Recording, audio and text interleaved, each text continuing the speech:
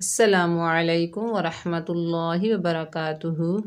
उम्मीद है कि आप सब खैर व आफियत से होंगे और मेरे पिछले तमाम सबक जो मैंने आपको पढ़ाए हैं अच्छे से याद कर रहे होंगे, पढ़ रहे होंगे, सीख रहे होंगे। आज हम इंशाअल्लाह ताला पारा सयकूलु सूरतुल बक़रा सफ़ा नंबर 32 आयत नंबर 148 पढ़ेंगे। आयत नंबर 148 आधी हमने प्रीवियस क्लास में पढ़ी थी, तो इंशाअल्लाह आधी हम आज पढ़ेंगे। सबक शुरू करने से पहले मेरी छोटी सी गुजारिश है आपसे, आप अगर मेरे चैनल पर नए हैं तो मेरे चैनल को पहले सब्सक्राइब करें, मेरी वीडियो को लाइक करें, सवाब की नीयत से ज़्यादा शेयर करें। आपसे गुजारिश है जब भी आप वीडियो प्ले करें सबसे पहले लाइक किया करें ताकि हमें पता चले कि आप हमारी वीडियो पसंद करते हैं, हमारे चैनल को सपोर्ट करते हैं। और वीडियो को शुरू से लेकर एंड तक वॉच कीजिए। चलिए सबक का आगाज़ ताऊज़ और तस्मीह की तिलावत से करते हैं।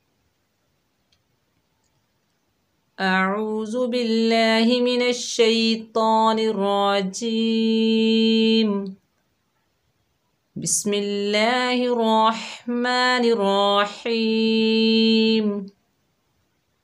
चलिए वर्ड बाय वर्ड पढ़ते हैं। ऐना ऐना मा तकूनु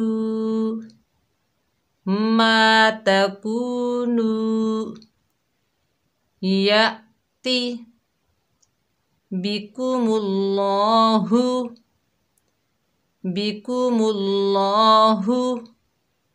जमीआ इन्नल्लाहा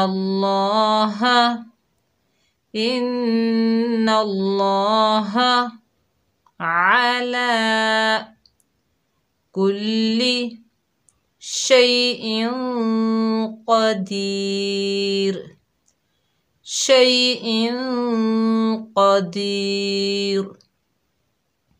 चलिए इजरा एक वाइस पढ़ते हैं। हमज़ा के ऊपर ज़बर है, आगे या साकिन है, ये या लीन है, इसे नरमी और जल्दी से पढ़ेंगे। आई नून के ऊपर ज़बर है, बगैर खींचे पढ़ेंगे ना। आई ना ज़बर ज़ेर पेश को पढ़ते वक्त तीन बातों का ख्याल रखते हैं। एक तो इसे खींचते नहीं ना, दूसरा झटका नहीं देते ना, तीसरा मजहूर नहीं पढ़ते ने, यानी इसे मारूफ मुतवस्सित तरीके से पढ़ेंगे बगैर खींचे। आईना मीम के ऊपर ज़बर है, आगे अलिफ खाली है, ये अलिफ मद्दा है, एक अलिफ की मिकदार खींचकर पढ़ेंगे।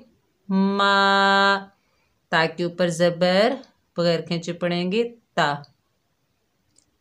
काफ के ऊपर पेश है, आगे वाव साकिन है, ये वाव मद्दा है, एक अलिफ की मिकदार खींचकर पढ़ेंगे कू। नून के ऊपर पेश है, आगे वाव साकिन है, ये वाव मद्दा है, एक अलिफ की मिकदार खींचकर पढ़ेंगे नू। मिलाकर पढ़ते हैं मा तकूनु। या के ऊपर ज़बर है, आगे अलिफ साकिन है। अलिफ जब खाली होता है तो उसको हम अलिफ पढ़ते हैं, लेकिन जब इसके ऊपर ज़बर ज़ेर पेश या जज़म आ जाए तो अलिफ अलिफ नहीं रहता, हमज़ा बन जाता है। और जब अलिफ के ऊपर जज़म आ जाती है उसको हम हमज़ा कहते हैं और साकिन हमज़ा कहा जाता है। साकिन हमज़ा को झटके से अदा किया जाता है, जैसे या ताकि नीचे ज़ेर है, बगैर खींचे पढ़ेंगे ती। ते नहीं पढ़ेंगे, मजहूल होने से बचाएंगे, ती पढ़ेंगे या ती। बा के नीचे ज़ेर बगैर खींचे पढ़ेंगे बी। काफ के ऊपर पेश बगैर खींचे पढ़ेंगे कू, यानी इसको भी हम पेश को भी मजहूल नहीं पढ़ेंगे, को नहीं पढ़ेंगे, कू पढ़ेंगे। मीम के ऊपर पेश है, आगे अल्लाह का लाम है, मीम को अल्लाह के लाम से मिलाएंगे। अल्लाह का लाम पीछे पेश आने की वजह से मोटा पढ़ा जाएगा, जैसे मुल बिकुमुल। लाम के ऊपर खड़ा ज़बर है, एक अलिफ की मिकदार खींचकर पढ़ेंगे खड़ा ज़बर, खड़ी ज़ेर, उल्टा पेश हरूफ मद्दा के कायम मकाम होते हैं। इनके रवा में कोई फ़र्क नहीं होता, इनके लिखने और जोड़ करने में फ़र्क होता है। जैसे ला, बिकुमुल्ला, हा के ऊपर पेश है, बगैर खींचे पढ़ेंगे। हा को सीने से अदा करेंगे हु, बिकुमुल्लाहु। जिम के ऊपर ज़बर, बगैर खींचे पढ़ेंगे जा। मीम के नीचे ज़ेर है, आगे या साकिन है। ये या मद्दा है, एक अलिफ की मिकदार खींच कर पढ़ेंगे मी। आइन के ऊपर दो ज़बर की तनवीन है, तनवीन में गुन्ना करेंगे आन, मिलाकर पढ़ते हैं जमीअन। आगे देखिए तौ की अलामत आ गई है, इसे वक्फ मुतलक कहते हैं। तो यहाँ पर हम स्टॉप करते हैं, रुकते हैं, यानी वक्फ करते हैं। बिकुमुल्लाहु जमीआ। देखिए वक्फ की हालत में दो ज़बर की तनवीन अलिफ मद्दा में बदल गई, यानी एक ज़बर ख़त्म हो गई, बाकी एक ज़बर रह गई। तो ये अलिफ क्या हुआ, अलिफ मद्दा, यानी दो ज़बर की तनवीन अलिफ मद्दा में बदल गई। वक्फ क्या हुआ, वक्फ बिल इब्दाल, यानी मौकूफ अलैह को बदल कर पढ़ना वक्फ बिल इब्दाल कहलाता है। हमज़ा के नीचे ज़ेर है, आगे नून मुशद्दद है। नून मुशद्दद में एक अलिफ की मिकदार गुन्ना होगा, जैसे इन। नून के ऊपर ज़बर है, आगे अल्लाह का लाम है। अल्लाह का लाम ज़बर आने की वजह से मोटा पढ़ा जाएगा, जैसे नल, इन नल। लाम के ऊपर खड़ा ज़बर है, एक अलिफ की मिकदार खींच कर पढ़ेंगे ला, ला इन्नल्लाह। हा के ऊपर ज़बर है, बगैर खींचे पढ़ेंगे। हा को सीने से अदा करेंगे हा, इन्नल्लाह, इन्नल्लाह। आइन के ऊपर ज़बर है, बगैर खींचे पढ़ेंगे। आइन को हलक के दरमियान से अदा करेंगे आ। लाम के ऊपर खड़ा ज़बर है, एक अलिफ की मिकदार खींच कर पढ़ेंगे ला, आला। देखिए लाम के साथ या लिखा हुआ आया है, लेकिन जोड़ो रवा करते वक्त इसका नाम नहीं लेंगे, आला। काफ के ऊपर पेश है, आगे लाम मुशद्दद है, काफ को लाम से मिलाएंगे। मुशद्दद हर्फ को दो मरतबा पढ़ा जाता है, एक मरतबा अपने से पिछले मुतहरिक हर्फ से मिलकर या अपनी हरकत के मुताबिक, दूसरी मरतबा अपने से अगले साकिन या मुशद्दद हर्फ से मिलकर। जैसे कुल, लाम के नीचे ज़ेर, बगैर खींचे पढ़ेंगे ली, कुल्ली।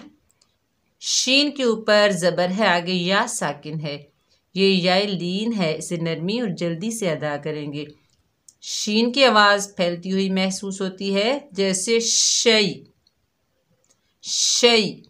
हमज़ा के नीचे दो ज़ेर की तनवीन है, दो ज़ेर की तनवीन के बाद हुरूफ़े इक्फ़ा के 15 वर्ड में से क़ाफ़ आ रहा है, तो यहाँ पर इक्फ़ा होगा, यानी तनवीन में इक्फ़ा होगा। नून साकिन और तनवीन के इक्फ़ा को इक्फ़ा हकीकी कहते हैं। इसमें नून का कुछ हिस्सा ज़ाहिर होता है और कुछ हिस्सा छुपा हुआ होता है। तो इक्फ़ा मोटा होगा, क्योंकि क़ाफ़ जो है हरूफ़ इस्ताला में से है, मोटा हरूफ है, इसलिए।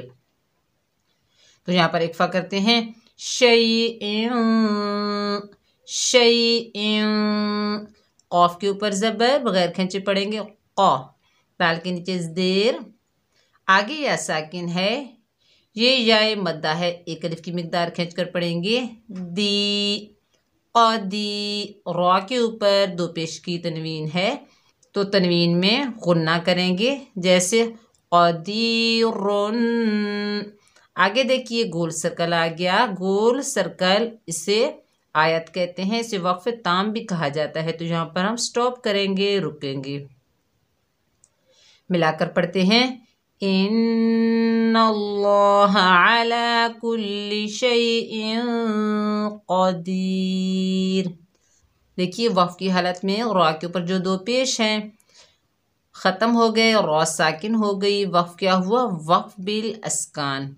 अलिफ मद्दा, वो मद्दा, या मद्दा के बाद जब आर्जी सुकून आ जाए तो यहाँ मद बनती है मद्दे आरिज़ लिसुकून। इस मद को 2, 2.5 और 5 अलिफ की मिकदार तक खींच कर पढ़ सकते हैं।